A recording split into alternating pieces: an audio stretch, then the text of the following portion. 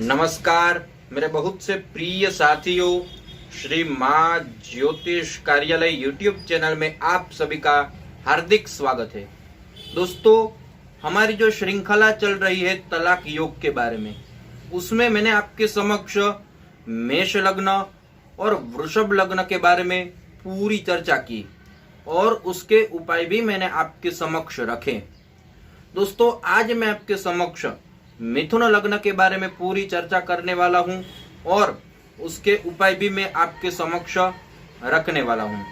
ऐसे कौन से योग का निर्माण होने से दाम्पत्य जीवन में झगड़े होते हैं, परेशान रहते हैं आप और बात तलाक तक पहुंच जाती है, ये सारी बातें मैं मिथुन लग्न में करने वाला हूं। मिथुन लग्न वाले जातक दोस्तों बड़े ही संवेदनशील रहते हैं, बड़े ही सत्यवादी रहते हैं। दोस्तों, यहाँ मैं मिथुन लग्न के बारे में भी चर्चा करूंगा और योग के बारे में भी मैं चर्चा करने वाला हूं। ऐसे कौन से तलाक के योग जन्म कुंडली में निर्माण होते हैं मिथुन लग्न की जन्म कुंडली में, वो मैं आपको बताने वाला हूं।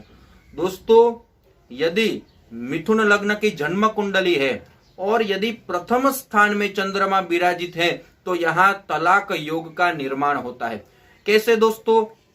प्रथम स्थान में यदि चंद्रमा विराजित है तो वो द्वितीय स्थान के मालिक हुए और यहाँ अच्छा भी है और बुरा भी है। दोस्तों, बुरा इसलिए है कि यहाँ एक बड़ा योग निर्माण हो रहा है जिसे यामिनी नाथ योग कहते हैं। साथ ही दोस्तों, शत्रु की हम बात करें तो यहाँ शत्रु भी हो सकते हैं।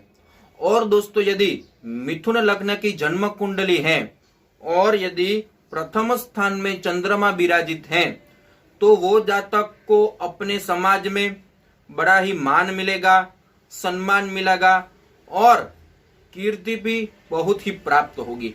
लेकिन दोस्तों, उसका दाम्पत्य जीवन में उसको जो सुख मिलना चाहिए वो सुख उनको नहीं प्राप्त होता है।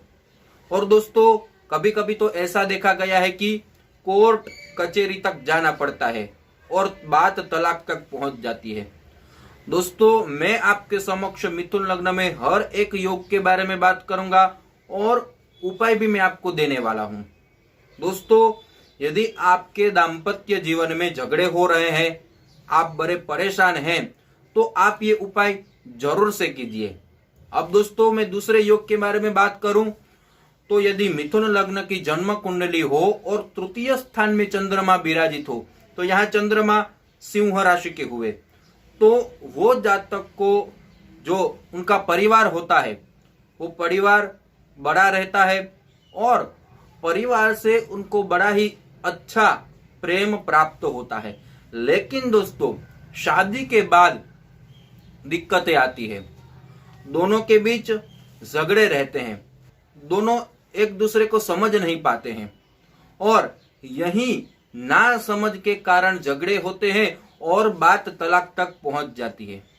दोस्तों, अब मैं तीसरे योग के बारे में बात करूं आपके समक्ष तो यदि मिथुन लग्न की जन्म कुंडली हो और चंद्रमा यदि पंचम स्थान में विराजित हो तो यहाँ चंद्रमा तुला राशि के हुए। दोस्तों, चंद्रमा तुला राशि में विराजित होने के कारण वो जातक बड़ा दिल वाला होगा, बड़ा ही मिजाजी स्वभाव का होगा। दोस्तों, वो अपनी जिंदगी में अपने मन से जीने वाला होगा, वो बहुत ही बड़े शौक रखने वाला होगा, वो एक राजा की तरह अपनी जिंदगी बिताने वाला होगा। लेकिन दोस्तों, शादी के बाद कोई तीसरा मिलने के कारण शादी टूट सकती है और दोस्तों, इसी वजह से झगड़े भी होते हैं और बात तलाक तक पहुंच जाती है। दोस्तों, इसमें आपको सावधानी रखनी बहुत ही जरूरी है। अब दोस्तों, मैं बात करूं चतुर्थ योग के बारे में तो यदि मिथुन लग्न की जन्म कुंडली में यदि सप्तम भाव में चंद्रमा विराजित हो तो दोस्तों, यहाँ चंद्रमा धनु राशि के हुए। यहाँ दो बातें अच्छी हैं। पहली बात, ये जातक को अपनी जिंदगी में सरकारी नौकरी मिल सकती है।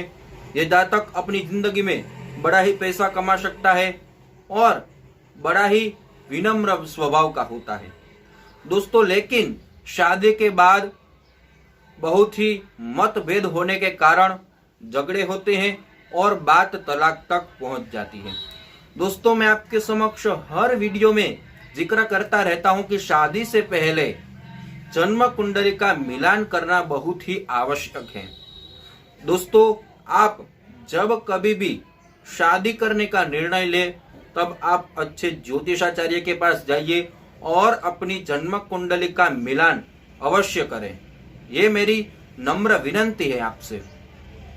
अब दोस्तों, मैं बात करता हूं, यदि मिथुन लग्न की जन्म कुंडली है और नवम स्थान में यदि चंद्रमा विराजित है तो यहाँ विष योग निर्माण होता है। और दोस्तों, एक दूसरा भी योग निर्माण होता है।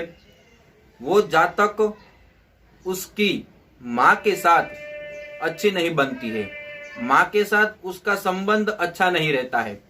दोस्तों, वो जातक अपनी माँ को पूरी तरह समझता है लेकिन माँ और बेटे के बीच संबंध अच्छे नहीं रहते और उसका जो जीवन साथी है उनमें भी मतभेद रहते हैं। एक सत्यवादी होता है तो दूसरा असत्यवादी होता है और इसी कारण एक सत्यवादी और दूसरा असत्यवादी होने के कारण ही झगड़े होते हैं और बात तलाक तक पहुंच जाती है। अब दोस्तों, मैं बात करता हूं, यदि मिथुन लग्न की जन्म कुंडली है और 11वें स्थान में यदि चंद्रमा विराजित है तो यहाँ चंद्रमा मेष राशि के हुए तो ये जातक बड़ा ही उग्र स्वभाव का होगा, बड़ा ही क्रोधी स्वभाव का होगा। एक बात और है कि इनको अपने जीवन में सरकारी नौकरी मिल सकती है, लेकिन शादी की बात करें तो दाम्पत्य जीवन में ये बहुत ही दुखी होगा, बहुत ही दाम्पत्य जीवन इसका कठिन होगा। दोस्तों, मैंने आपके समक्ष मिथुन लग्न के बारे में कैसे तलाक के योग निर्माण होते हैं ये सारी बातें मैंने आपके समक्ष रखी। अब मैं दोस्तों आपके समक्ष उपाय भी रखता हूं। यदि आपके दाम्पत्य जीवन में झगड़े हो रहे हैं, आप बड़े ही परेशान हैं, तो आपको ये उपाय जरूर से करना चाहिए।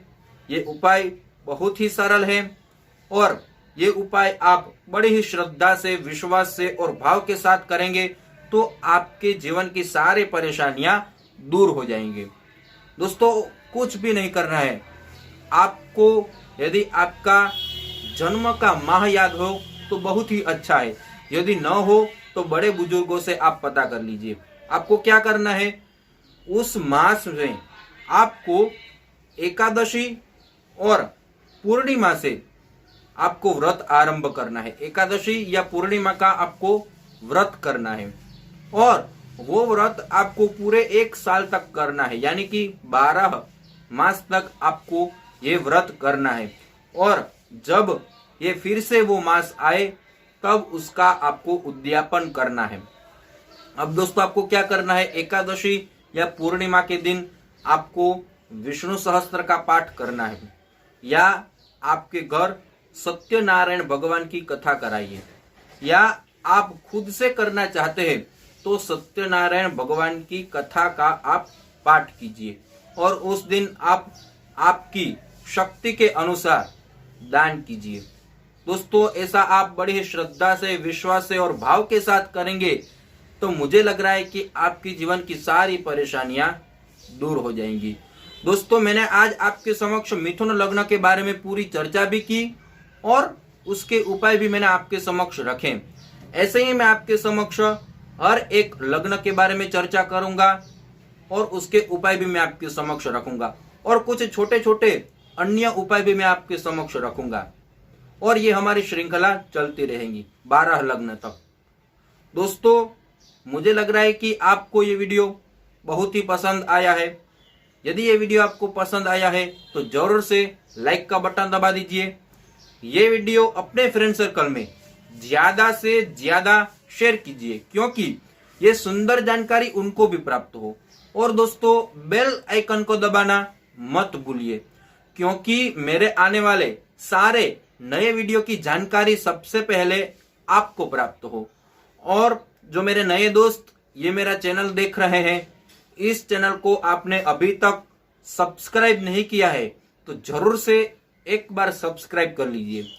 और दोस्तों, यदि आप जन्म कुंडली का विश्लेषण कराना चाहते हैं तो यहाँ मैंने मेरे संपर्क नंबर रखे ही हैं, आप जरूर से संपर्क कर सकते हैं।